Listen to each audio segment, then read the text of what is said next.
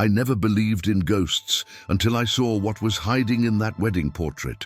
My name is Amelia Wright, a photographic conservator specializing in Victorian and Edwardian era images.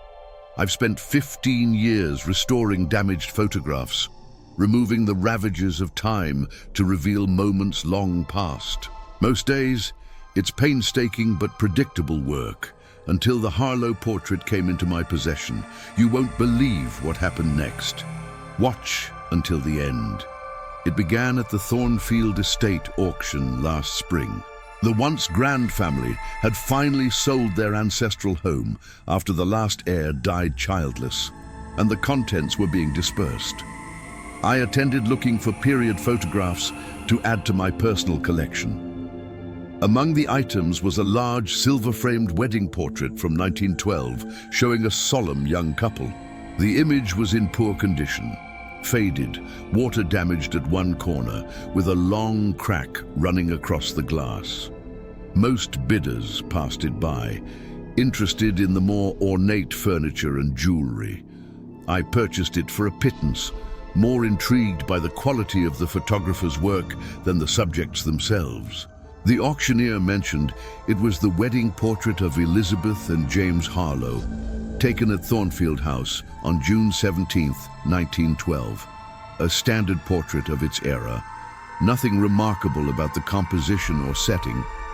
It wasn't until I brought it to my studio and removed it from its frame that I noticed something peculiar. As I carefully separated the photograph from its backing, I discovered handwritten text on the reverse. The third shadow should not be there. God help us all. Curious, I flipped the photograph back over and studied it more carefully. The couple stood formally before a plain wall. The bride in a high-necked white gown with a flower crown and veil. The groom in a dark suit, both wearing the characteristically stiff expressions of early 20th century portrait subjects.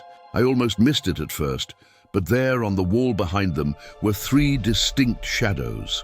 One for the bride, one for the groom, and a third that didn't correspond to anyone visible in the image. This third shadow appeared to be standing slightly behind the couple, between them, but not touching either one. It had a distinctly female silhouette, with what seemed to be long hair, or perhaps a veil. A double exposure, I told myself, the rational explanation immediately apparent. Early photography was full of such technical errors. Yet something about the precision of the shadow disturbed me. It didn't have the usual blur or transparency of a double exposure. It looked as solid and defined as the shadows of the bride and groom themselves. I placed the photograph under my restoration lamp and began the careful process of digital scanning, preparing to restore it as I would any other damaged image. Through my specialized equipment, details emerged that weren't visible to the naked eye. The bride's hands, I noticed, were gripping her bouquet so tightly that her knuckles appeared white. The groom's jaw was clenched, a muscle visibly twitching beneath the skin. These were not merely the stiff poses common to that era's photography. This couple was tense, perhaps even frightened. And the third shadow, under magnification, its outline became more distinct. The figure appeared to be wearing a dress nearly identical to the bride's. As I worked late into the evening, I began to experience a strange sensation of being watched. My studio is in a converted Victorian warehouse, and I'm accustomed to the settling sounds of the old building. But that night, the creaks and groans seemed to follow a pattern, like footsteps circling my work table. Several times I turned, expecting to find someone behind me, only to face an empty room. Around midnight, as I was completing the digital capture, my computer screen flickered, once, twice, and for a split second, the image changed. The bride's face was replaced with another's, similar in features, but with eyes wide with terror, mouth open in a silent scream. I blinked, and the normal image returned. "You need sleep, Amelia," I muttered to myself, rubbing my eyes. I saved my work and decided to continue in the morning. That night, I dreamed of a woman in white, standing at the foot of my bed. Her face was obscured by a veil, but I could hear her clearly as she whispered, "He was never mine, he was never mine." I awoke with a start at 3:17 a.m., my bedroom significantly colder than usual despite the mild spring weather. Have you ever experienced something similar? Let us know in the comments. The next morning, I convinced myself that my imagination had simply been overactive after a long day. The wedding portrait was nothing more than what it appeared, a photograph with an odd shadow, probably caused by someone standing out of frame, perhaps the photographer's assistant. To prove this to myself, I decided to research the couple. The Harlows had been a prominent London family in the early 20th century, with James being the heir to a banking fortune. Elizabeth came from the landed gentry, her family owning Thornfield Estate. Their wedding had been a significant social event, covered extensively in the newspapers of the time. Using my university library access, I searched through digitized archives of London papers from June 1912. The society pages dutifully reported the wedding, describing the bride as the younger Miss Elizabeth Crawford, whose beauty captivated London society this season. A small detail caught my attention. Younger implied a sister. Further searching revealed that Elizabeth had an identical twin, Margaret, who had reportedly been sent to a Swiss finishing school shortly before the wedding and was regrettably unable to attend her dear sister's nuptials. Something about this struck me as odd. An identical twin missing her sister's wedding. In Edwardian high society, such an absence would have been most unusual unless there were extraordinary circumstances. I dug deeper, searching for any mention of Margaret Crawford after 1912. There was nothing.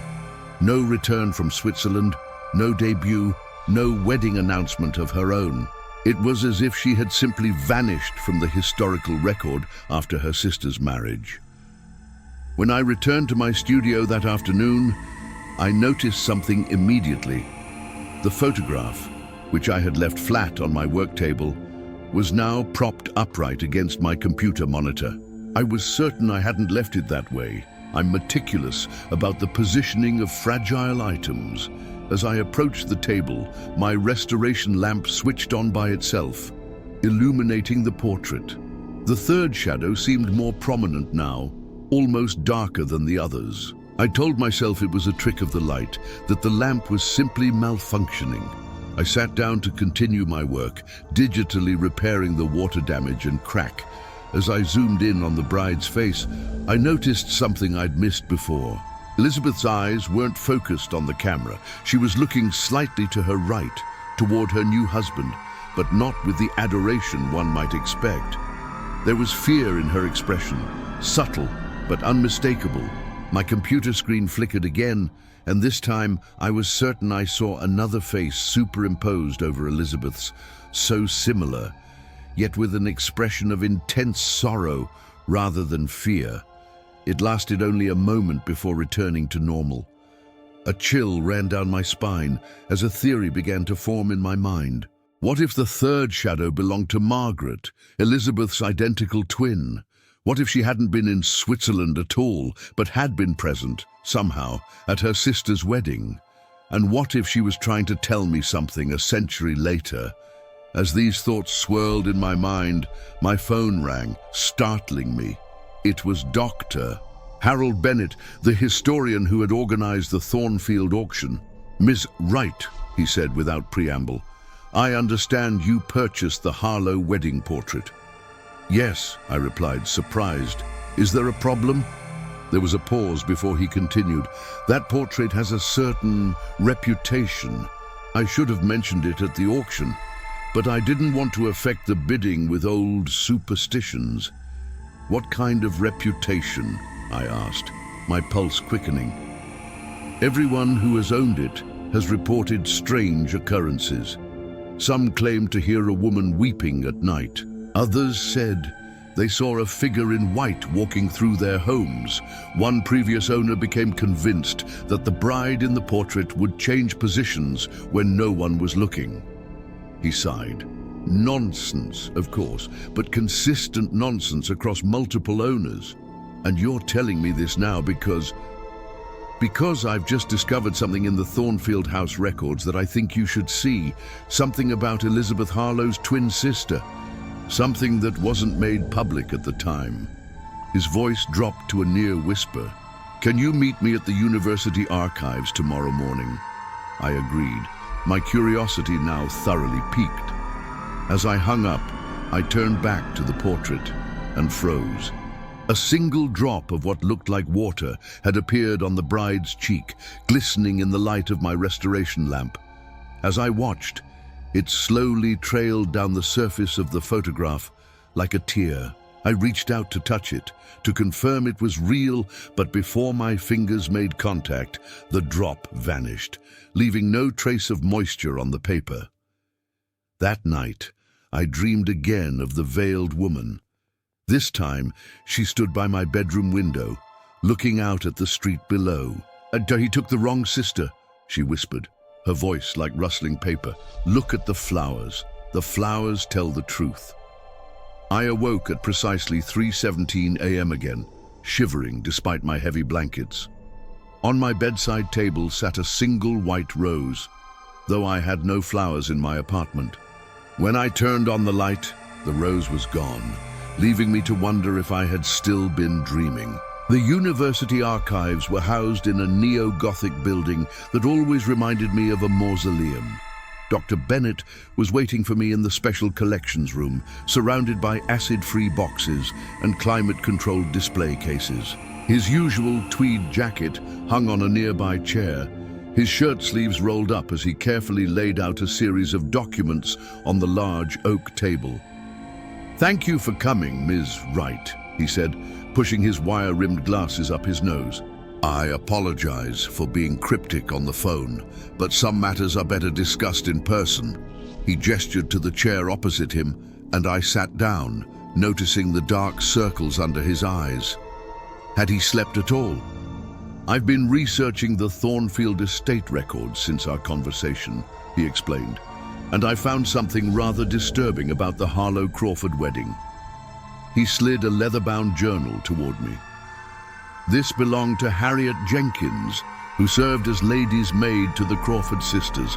She kept detailed accounts of household events from 1908 until 1915. I opened the journal carefully, its pages brittle with age. The handwriting was small but neat, the entries methodical records of daily life in an Edwardian household.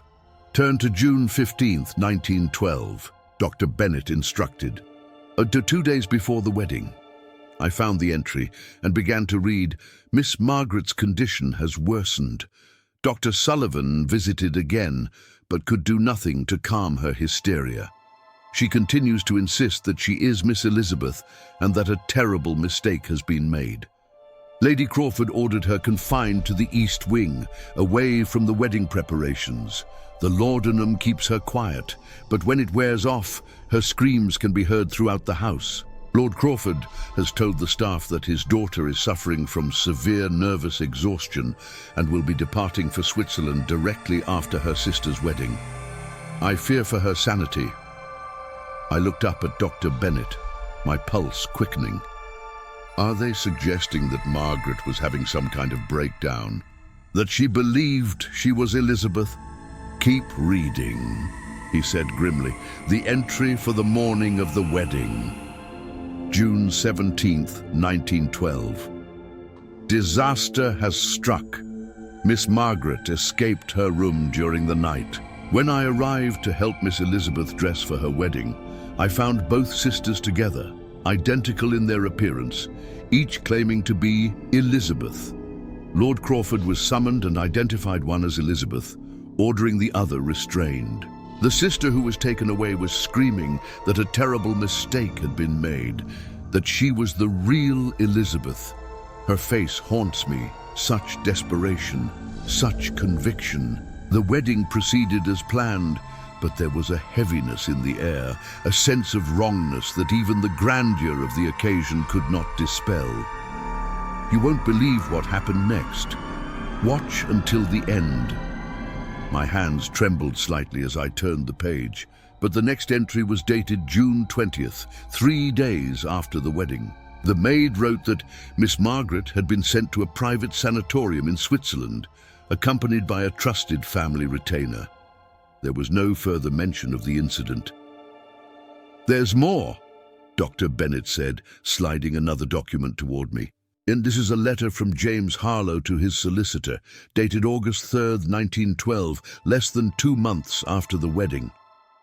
The letter was written in a strong, masculine hand, the ink faded but still legible.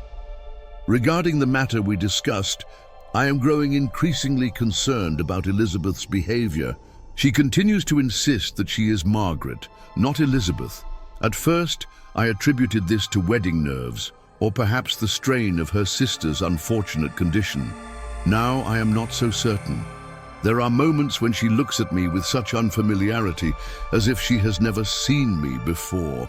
She speaks of events I know she and I experienced together, but with details incorrect or missing entirely.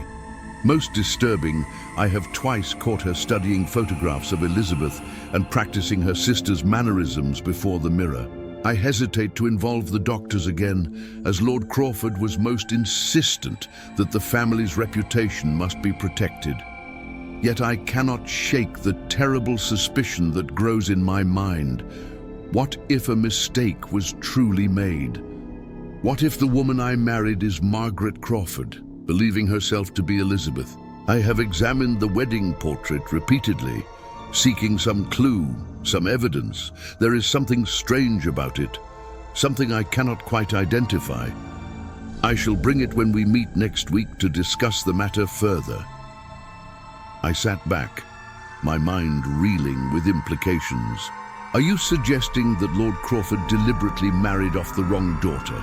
That he switched Margaret for Elizabeth? Dr. Bennett's expression was grave. The evidence is circumstantial, but consider the facts. Identical twin sisters. One having a breakdown in which she claims to be her sister. Her father desperate to secure a financially advantageous marriage with the Harlow banking fortune. And then this. He pulled out a photocopy of a newspaper clipping from 1913. It was a small announcement in the society pages. Mr. and Mrs. James Harlow are pleased to announce the birth of their daughter, Eleanor, on April 12th. Mrs. Harlow continues to recover at Thornfield Estate under the care of specialists, suffering from acute melancholia that has afflicted her since the birth. Postpartum depression was poorly understood then, Dr. Bennett explained. But what's interesting is this report from the family doctor. He produced another document, this one a medical record. Patient continues to insist she is Margaret Crawford, not Elizabeth Harlow. Refuses to acknowledge infant daughter. Claims she was forced to play a role and trapped in her sister's life. Recommended continued rest and isolation from disturbing influences. I felt a chill run through me. If this is true, where was the real Elizabeth? That, said Dr. Bennett, is the question that has haunted me since discovering these records. There is no trace of any Margaret Crawford in any Swiss sanatorium I can find records for. She simply vanishes from history after the wedding. Have you ever experienced something similar? Let us know in the comments. As I tried to process this information, a thought occurred to me. And the message on the back of the photograph, the third shadow should not be there. If your theory is correct, could that shadow be the real Elizabeth? He finished, nodding. Perhaps present somehow when the portrait was taken, visible only as a shadow. It sounds fantastical, I know. You mentioned the portrait has a reputation, I said. What happened to the other owners? Dr. Bennett removed his glasses, rubbing the bridge of his nose. Nothing violent or dramatic, just disturbances. The portrait passed to James and Elizabeth's daughter, Eleanor, who eventually donated it to the Thornfield Estate Trust in 1972, claiming it caused her unending distress. Since then, it's been displayed intermittently, but staff repeatedly reported unusual occurrences, cold spots near the portrait, the sound of a woman weeping, visitors feeling suddenly overcome with inexplicable sadness. He replaced his glasses, fixing me with a serious look. "Miss Wright, I don't consider myself superstitious, but I believe that portrait may be connected to a very real injustice. If Margaret was forced to assume her sister's identity, and if the real Elizabeth was disposed of in some way, then perhaps the lights in the archive room flickered, then went out completely, plunging us into darkness. A moment later, the emergency lighting activated, casting everything in an eerie red glow. "Power outage," Dr. Bennett said nervously, "happens in this old building." But I wasn't listening. In the red emergency light, I could see something on the wall behind him, a shadow that didn't correspond to either of us, the silhouette of a woman in what appeared to be a wedding dress and veil. As quickly as I had noticed it, the shadow vanished, and the normal lights came back on. "Did you see that?" I whispered. "See what?" Dr. Bennett asked, looking around in confusion. I decided not to elaborate. Nothing, just my imagination. But I knew what I had seen, and the implications terrified me. After leaving the archives, I walked back to my studio in a daze, my mind churning with questions. If Margaret had been forced to assume Elizabeth's identity, what had happened to the real Elizabeth? And why was her presence, her shadow, appearing in the wedding portrait and now seemingly following the photograph? When I arrived at my studio, I immediately sensed something was different. The air felt charged, almost electric. The Harlow portrait, which I had left flat on my work table, was now standing upright on my easel, though I was certain I hadn't put it there. As I approached, I noticed something else. The water damage I had been working to restore was gone, the photograph appearing almost pristine, and the bride's bouquet, which had been white roses in my memory, now contained a mix of white roses and strange blue flowers I didn't recognize. "This isn't possible," I murmured, my hands shaking as I examined the photograph.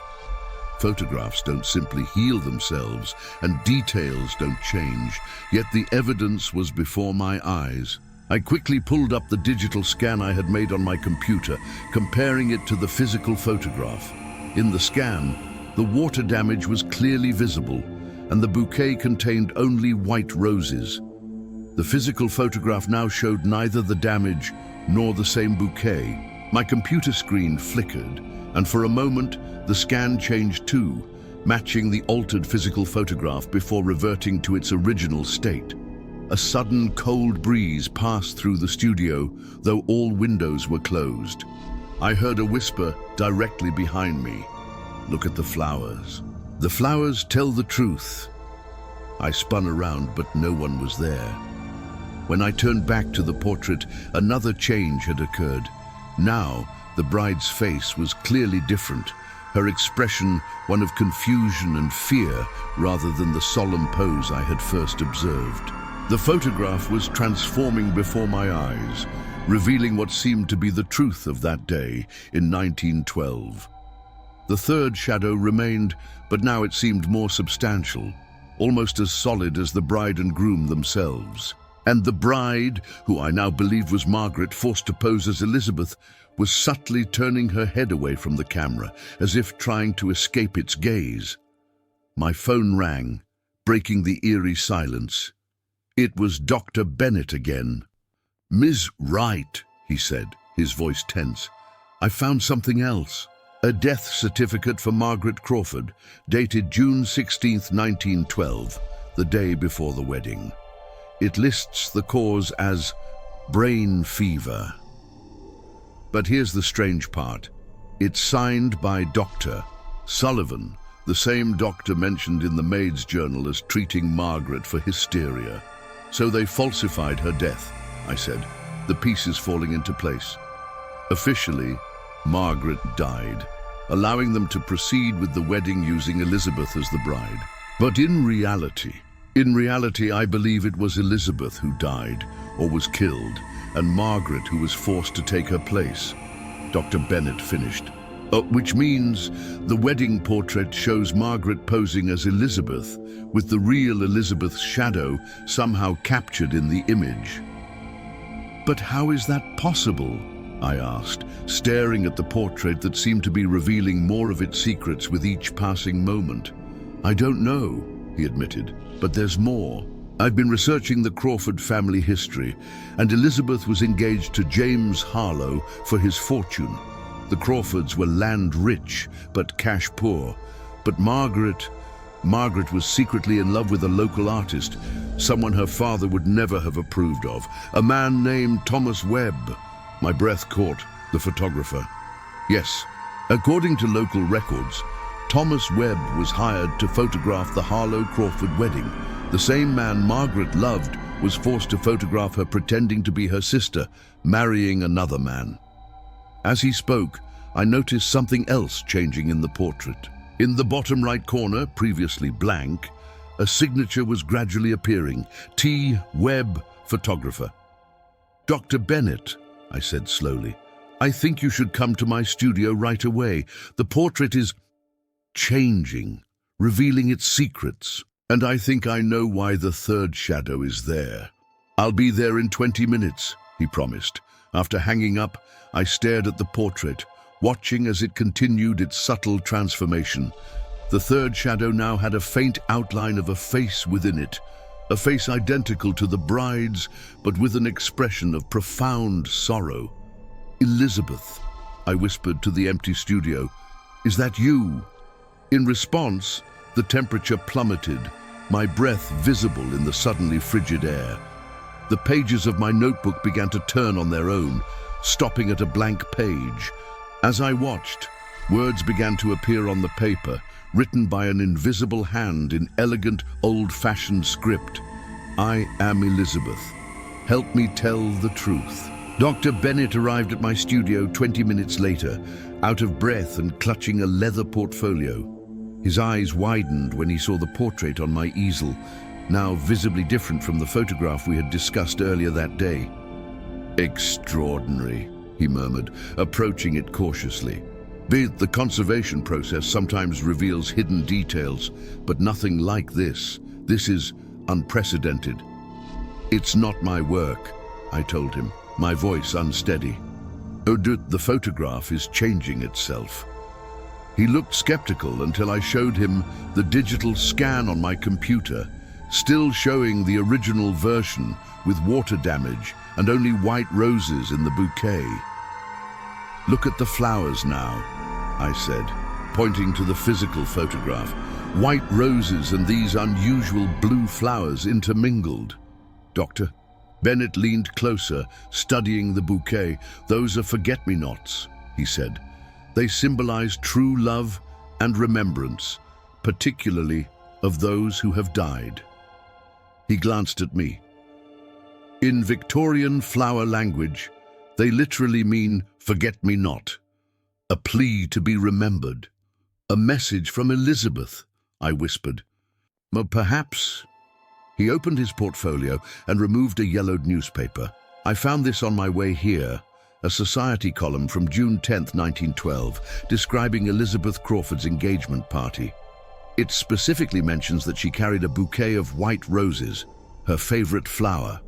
But look at this. He produced another newspaper, this one dated earlier. This is from a local village fete in May 1912, where Margaret Crawford won a prize for her watercolor painting.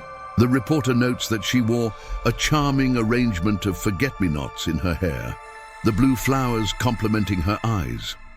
So the blue flowers were Margaret's signature, not Elizabeth's, I said, the implications dawning on me. But in the portrait, the bride, who we believe is actually Margaret forced to pose as Elizabeth, now holds a bouquet containing both white roses and forget-me-nots.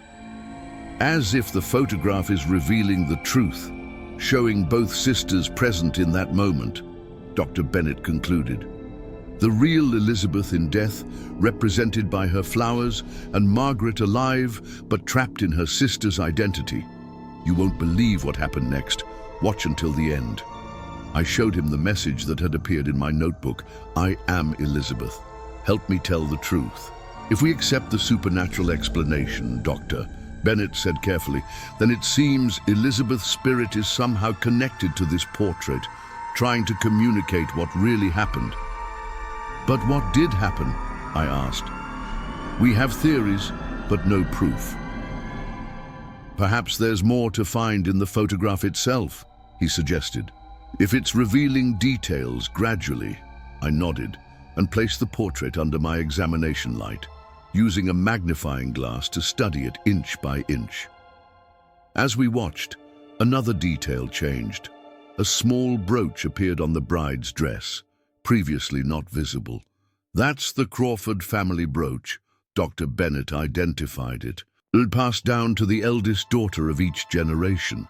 Elizabeth, being born 20 minutes before Margaret, would have been the rightful recipient. So if Margaret was posing as Elizabeth, she would have worn it for the wedding," I reasoned. But why is it only appearing in the photograph now?" "Maybe it's not about what was physically present at the time," Dr. Bennett said thoughtfully. "Maybe the portrait is showing us symbolic truths rather than literal ones." As if in response, the temperature in the studio dropped dramatically again. The examination light flickered, and when it stabilized, I noticed another change in the portrait. A door had appeared in the background, slightly ajar, revealing what looked like a staircase beyond. "That wasn't there before," I said, pointing. Dr. Bennett leaned closer. "It looks like the entrance to the east wing at Thornfield. According to the maid's journal, that's where Margaret was confined before the wedding." My computer suddenly turned on by itself, the screen displaying a blueprint of Thornfield Estate that I had never seen before. A specific room in the east wing was highlighted, pulsing with a soft blue light. "The system is guiding us," I whispered, "telling us where to look." Dr. Bennett studied the blueprint. "That's the blue room, a guest bedroom in the east wing. Not particularly significant in the house's history, as far as I know." "We need to go there," I said, the conviction in my voice surprising even me. "To Thornfield Estate. Tonight. The estate is empty, awaiting its new owners," Dr. Bennett reminded me. "But as the historian overseeing the auction, I still have keys." He hesitated. "Ms. Wright, are you certain about this? We're venturing into unusual territory." "Elizabeth is asking for our help," I said simply. "I can't ignore that. Have you ever experienced something similar? Let us know in the comments." 2 hours later, we stood before the imposing facade of Thornfield Estate. The Georgian mansion loomed against the twilight sky, its windows dark and empty. Despite the spring evening being relatively warm, my breath clouded in front of me as we approached the main entrance. "The electricity has been turned off," Dr. Bennett warned as he unlocked the massive oak door. "We'll have to rely on torches." The foyer was grand but desolate, dust covers shrouding the furniture like ghosts. Our footsteps echoed on the marble floor as we made our way toward the east wing, guided by our flashlight beams. I carried the portrait with me, wrapped carefully in acid-free paper, feeling somehow that it needed to be present. The east wing was noticeably colder than the rest of the house, our breath visible in the beam of the flashlights. The blue room was at the end of a long corridor, its door painted a faded cornflower blue. "It's locked," Dr. Bennett said, trying the handle. I removed the portrait from its wrapping and held it up. In the beam of my flashlight, I could see that the door in the background of the photograph had changed again. It was now fully open, revealing a key hanging on a hook just inside. "There," I pointed. "The portrait is showing us something." Dr. Bennett examined the actual door to the blue room more carefully, running his fingers along the frame. "There's a hidden panel here," he said, pressing a section of the molding. A small compartment popped open, revealing an old iron key. Victorian houses often had such hiding places, he explained, inserting the key in the lock, and for servants to access rooms without disturbing the family. The door swung open with a mournful creak. The blue room was small but elegant, with faded blue wallpaper and a canopied bed. A layer of dust covered everything, undisturbed for what looked like decades, rather than just the months since the last Thornfield heir had died. "No one's been in here for a very long time," Dr. Bennet observed, sweeping his flashlight around the room. I set the portrait on a dusty vanity table and felt immediately drawn to the window seat. Without knowing why, I knelt and ran my hands along the wooden panels beneath it.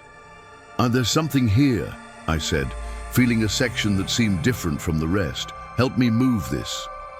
Together, we shifted the window seat cushion. Beneath it, one wooden panel was slightly newer than the others. Dr. Bennet used a pocket knife to pry it loose, revealing a hidden compartment. Inside lay a small leather-bound diary, a bundle of letters tied with faded blue ribbon, and a silver locket. "Margaret's hiding place," Dr. Bennet breathed. "It must be." I carefully removed the items.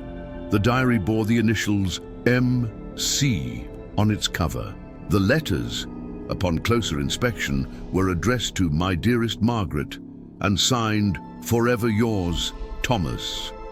The locket contained a miniature portrait of a young man, presumably Thomas Webb, the photographer who had captured the wedding portrait. As I held these items, the air in the room seemed to thicken. The temperature dropped further, and my flashlight began to flicker. In its unstable beam, I glimpsed a figure standing in the corner of the room, a young woman in a white nightgown, her long hair loose around her shoulders, her face identical to the bride in the portrait. Dr. Bennet gasped. "Do you see?" "Yes," I whispered, hardly daring to breathe. The figure didn't move or speak, but her eyes fixed on the diary in my hands. Then, slowly, she raised her arm and pointed to the bed.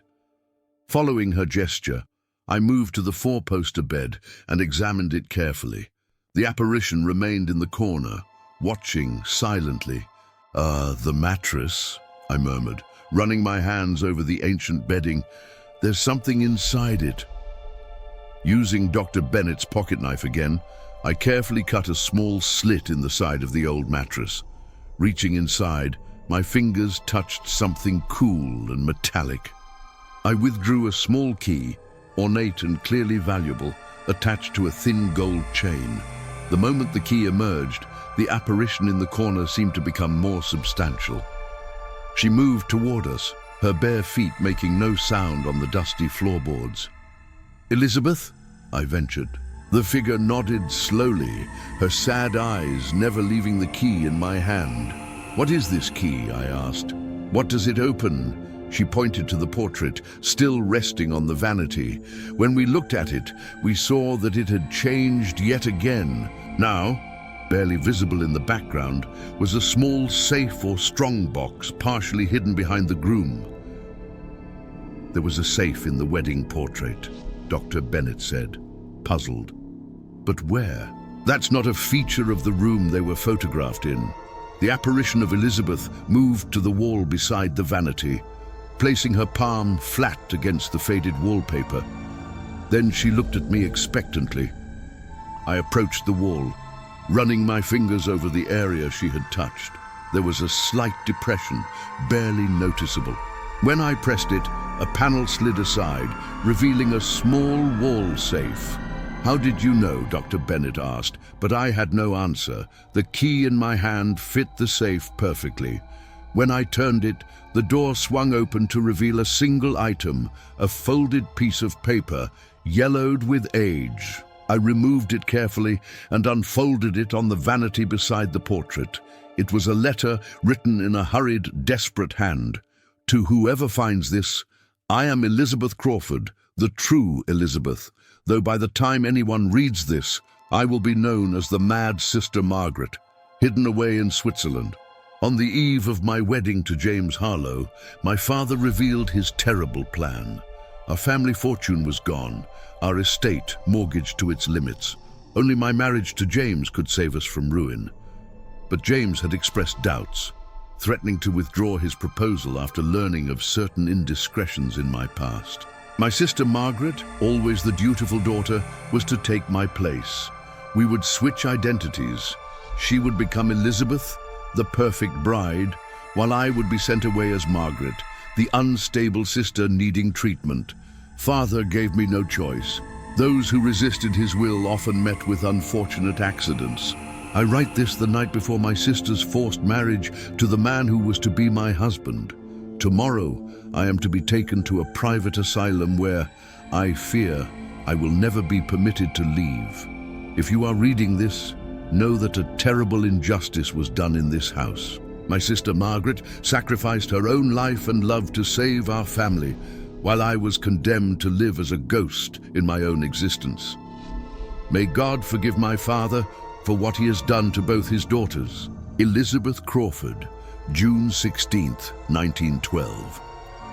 As I finished reading, I looked up to find the apparition of Elizabeth standing directly before me, tears streaming down her transparent face. She reached out as if to touch the letter, her fingers passing through the paper like smoke. "We know the truth now," I said softly. "No, we can make it right." She shook her head slowly, pointing again at the portrait. When I looked, I saw that the third shadow had grown more distinct, now clearly showing Elizabeth's full figure standing behind the couple. "I don't understand," I admitted. "What more do you need us to do?" In response, the diary that I had placed on the vanity fell open. Pages turned on their own until they stopped at an entry dated September 3rd, 1912, written in what I now recognized as Margaret's handwriting. "I cannot bear this life much longer. Playing Elizabeth every day, sharing a bed with a man who grows increasingly suspicious. James watches me constantly, comparing my mannerisms to Elizabeth before the wedding. Last night, he called me Margaret in his sleep, then woke confused and troubled. Thomas came to the house today, ostensibly to deliver the wedding portraits. Our eyes met for a brief moment, and I saw in his face that he knows the truth. He still loves me, even in this impossible situation. The portrait he delivered disturbs me deeply. There is a third shadow that should not be there, Elizabeth's shadow. I'm certain of it. Thomas must have manipulated the negative somehow. A message meant only for me, or perhaps Elizabeth's spirit was truly present that day, watching as I sealed my fate by speaking her vows. I have hidden the portrait in James's study, unable to look at it but equally unable to destroy it. It is the only evidence of what truly happened, the day I became my sister. I looked up from Margaret's diary to find the apparition of Elizabeth watching me intently. Her form seemed more solid now, less transparent, as if our discoveries were somehow strengthening her presence in this world. "Your sister sacrificed everything for your family," I said softly to the ghost. "Ooh, she gave up her own identity, her own love." Elizabeth nodded, her expression sorrowful. She drifted toward the portrait on the vanity, placing her translucent hand above it without quite touching the surface. "But what happened to you?" Dr. Bennett asked. "The letter says you were to be taken to an asylum, but did you ever return? Is that why your spirit is connected to this portrait?" The ghost turned to the window, gesturing toward the distant horizon as if indicating a far-off place. Then she mimed writing something. "I think she's telling us there are more records to find," I said. "Something that will tell us what happened after she was taken away." Dr. Bennett nodded thoughtfully. "The asylum records from that era would be sealed, but as a historian with the proper credentials, I might be able to access them." He turned to the apparition. "Can you tell us which asylum you were sent to?" Elizabeth's form flickered like a candle flame in a draught. She moved to the vanity and, to our astonishment, managed to disturb the dust on its surface. Slowly, with evident effort, she traced 3 letters, S.T.A., St. Agatha's. Dr. Bennett breathed. "The private asylum in Cornwall. It closed in the 1960s after a series of scandals. He looked at Elizabeth with newfound understanding. "You never left, did you?" The ghost shook her head slowly. "You won't believe what happened next. Watch until the end." A sudden gust of wind blew through the room, though the windows remained closed. The pages of Margaret's diary fluttered wildly before settling open at another entry, dated December 24th, 1912. "The most extraordinary thing has happened. A letter arrived today, smuggled to me by Thomas's cousin, who works as a maid at St. Agatha's Asylum. It is from Elizabeth, alive, not dead, as father led me to believe when he returned from taking her away. She writes that she is being held in isolation, treated for delusions. The doctors do not believe she is Elizabeth Crawford, as all official records now show that I am Elizabeth. My sister begs for help, saying she fears she will never be released. She writes of terrible treatments designed to cure her of her false identity. Reading her desperate words, I am consumed by guilt. I sacrifice my sister to save our family name and fortune. I have written back, promising to find some way to help her. But what can I do? If I reveal the truth now, James would have grounds to annul our marriage. Father would be ruined and likely face criminal charges. And I would be neither Margaret nor Elizabeth, but an imposter with no identity at all. Thomas has offered to help. He says we could go to St. Agatha's, claim Elizabeth as my sister Margaret, and bring her home to Thornfield where we could care for her. It is a desperate plan, full of risks, but I see no other way to atone for my part in this deception. The next entry, dated January 10th, 1913, was brief but devastating. We were too late. Thomas and I traveled to St. Agatha's only to be told that Margaret Crawford had succumbed to pneumonia 3 days earlier. They would not even allow us to see her body, saying it had already been interred in the asylum cemetery. I do not believe she died of natural causes. Elizabeth was always the stronger of us, never ill a day in her life. I suspect father's influence, perhaps a substantial donation to ensure his secret would remain buried forever. I returned to Thornfield to continue my hollow existence as Elizabeth Harlow, now with the knowledge that my sister is truly gone, in part because of my weakness and compliance. Thomas says I am as much a victim as Elizabeth, but I know the truth. I am alive and she is not. I closed the diary, my hands trembling. So the real Elizabeth died in the asylum, never able to reclaim her identity. And Margaret lived the rest of her life as Elizabeth, trapped in a lie, Dr. Bennet added solemnly. The ghost of Elizabeth had moved to the window, looking out at the night sky. Her form seemed to pulse with a soft blue light, the same color as the forget-me-nots in the bouquet. But why is Elizabeth's spirit attached to the portrait? I wondered aloud. If she died at St. Agatha's, hundreds of miles from here. Dr. Bennet examined the portrait again. The photographer, Thomas Webb. Margaret wrote that he manipulated the negative, that he knew the truth. What if he did more than just create a double exposure? What do you mean? Victorian spirit photography was a genuine art form, albeit one often used fraudulently, as he explained. But some practitioners believe certain techniques could actually capture traces of the spiritual world. What if Thomas Webb, knowing the truth about the sisters, deliberately created a portrait that could serve as a vessel of sorts? A vessel for Elizabeth's spirit, I said slowly, the pieces falling into place. But not just a record of the deception, but a means for Elizabeth to remain connected to this world, to eventually reveal the truth. The apparition turned from the window, nodding emphatically. She approached the portrait and placed both hands above it. The photograph began to glow with an eerie blue light, the same color that surrounded Elizabeth's ghost.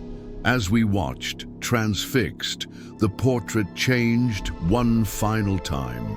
The bride's face transformed completely, no longer showing Margaret pretending to be Elizabeth, but the real Elizabeth as she should have looked on her wedding day, happy, radiant, alive. The groom changed too, his features shifting to resemble Thomas Webb rather than James Harlow. It was the wedding that should have been, the future that had been stolen from both Elizabeth and Margaret, and the third shadow was gone. Have you ever experienced something similar? Let us know in the comments. She's showing us what might have been, Dr. Bennet whispered. Until the life she should have had. Elizabeth's ghost smiled sadly, then looked at me with a question in her eyes. You want us to tell your story, I said, understanding her unspoken request, to make sure the truth is known. She nodded, then pointed to Margaret's diary and the letter from the safe. We'll need more evidence, Dr. Bennet said, official records to corroborate these personal accounts. I can search for Thomas Webb's photographic archives. He might have left notes about his techniques, or even a confession of sorts. And I can research Margaret's life as Elizabeth, I added. And her daughter Eleanor might have suspected something wasn't right with her mother's identity. There could be family records, letters, journals. Elizabeth's ghost seemed pleased with our plan. She drifted back to the portrait, her form beginning to fade slightly. Wait, I said suddenly. There's something I don't understand. Why now? This portrait has existed for over a century. Why is Elizabeth's spirit able to communicate so clearly now? With us. The ghost pointed to me, then to the diary, then made a gesture like turning back time. I think I understand, Dr. Bennet said. It's you, Miss Wright. You're connected to this somehow. Me? But how could I stopped, a memory surfacing from my childhood. My grandmother used to tell stories about her mother working as a lady's maid for a wealthy family before emigrating to America. She never mentioned names, but she described a grand house with a blue room where she once found her mistress weeping over an old photograph. Elizabeth nodded eagerly, her form brightening. My great-grandmother could have been a maid at Thornfield, I said, the possibility taking shape in my mind. Perhaps she knew Margaret, witnessed her suffering as she lived her sister's life. A connection across generations, Dr. Bennet mused, the portrait finding its way to the one person who might have a familial link to its story. Elizabeth smiled, the first time I'd seen a true expression of happiness on her ghostly face. She reached out as if to touch my cheek, her hand passing through me with a sensation like cool silk against my skin. Then she turned to the portrait once more. The blue glow surrounding the photograph intensified, becoming almost blinding. When it subsided, Elizabeth's ghost was gone, but the portrait remained transformed, the wedding that never was, the happiness that had been denied to both sisters. She's at peace, I said softly, now that she knows her story will be told. Dr. Bennet nodded. We should take these items back to my office at the university. They'll need proper archival storage while we conduct our research. As we gathered the diary, letters, and portrait, the atmosphere in the blue room felt lighter, the oppressive cold dissipated. Outside, the first light of dawn was breaking over the grounds of Thornfield Estate. 3 months later, I stood in the British Social History Museum beside a new exhibition, Shadows and Reflections, the Crawford Sisters and Victorian Identity. The centerpiece was the restored wedding portrait, now showing its true nature, the vision Elizabeth's spirit had revealed. Alongside it were Margaret's diary, the letters between her and Thomas, and the desperate note Elizabeth had hidden in the wall safe. We had found additional evidence to support the story. Thomas Webb's photography notes detailing his deliberate creation of the spirit portal within the wedding portrait. Asylum records confirming Elizabeth Crawford's interment at St. Agatha's under her sister's name, and most remarkably, a series of letters from Margaret's daughter Eleanor to a trusted friend, confessing her suspicions that her mother was living under an assumed identity. The exhibition had garnered significant media attention, not just for its revelations about a historical identity swap, but for what it represented, the lengths to which Victorian families would go to preserve their social standing and financial security, often at the expense of women's autonomy and happiness. Dr. Bennett joined me as I stood contemplating the portrait, which now hung in a special display case designed to protect it from light damage. "No unusual experiences lately?" he asked quietly. I shook my head. "Not since that night at Thornfield. I think Elizabeth is truly at rest now." "And what about the portrait? Any more changes?" "No, it seems to have stabilized in this form, the wedding that should have been." I hesitated, though the curator who helped me install it yesterday mentioned something odd. She said for a moment, when the lights were being adjusted, she thought she saw both sisters in the image, standing side by side, their hands clasped. Dr. Bennett smiled. "Perhaps they're finally together again, in whatever way is possible." As we turned to leave, I glanced back at the portrait one last time. For the briefest moment, I thought I saw a shimmer of blue light around the frame, like forget-me-nots blooming in the darkness. Then it was gone, leaving only an ordinary photograph, albeit one that had revealed an extraordinary truth. That night, as I prepared for bed in my apartment, I noticed something on my bedside table that hadn't been there before. A single white rose intertwined with a forget-me-not, the stems twisted together so tightly they could never be separated. I didn't need to wonder who had left it or how it had appeared. Some connections, once formed, transcend ordinary understanding. Some stories, once they begin to be told, find ways to continue beyond our comprehension. I placed the flowers in a small vase and whispered into the quiet of my room, "I won't forget. I promise." In the mirror across from my bed, for just a moment, I thought I glimpsed two identical faces smiling back at me. Not my reflection, but two sisters, finally at peace with their shared story. By morning, the flowers had vanished, but their scent lingered, a gentle reminder that some secrets, once revealed, release not just truth but also healing. And the portrait, it hangs in the museum to this day, a testament to stolen identity, sacrificed love, and the enduring power of connection across time. Visitors often report feeling a sudden chill when standing before it, or catching a whiff of forget-me-nots, though no such flowers are displayed nearby. A few claim to have seen the image change momentarily, revealing not just the bride and groom, but a third figure standing beside them. A woman identical to the bride, her hand resting protectively on her sister's shoulder. Museum staff neither confirm nor deny these reports. Some things, after all, must be experienced to be believed. Some shadows tell stories that words alone cannot capture. Se você quer ouvir mais sussurros da escuridão, siga o canal. A próxima história pode estar mais perto do que você imagina. Curator's note: the Shadows and Reflections exhibition featuring the Crawford Harlow wedding portrait became one of the British Social History Museum's most popular displays from 2022-2023. While the museum officially attributes the unusual photographic effects to experimental techniques used by Thomas Webb, they acknowledge that no definitive explanation exists for how the image appears to change under certain lighting conditions.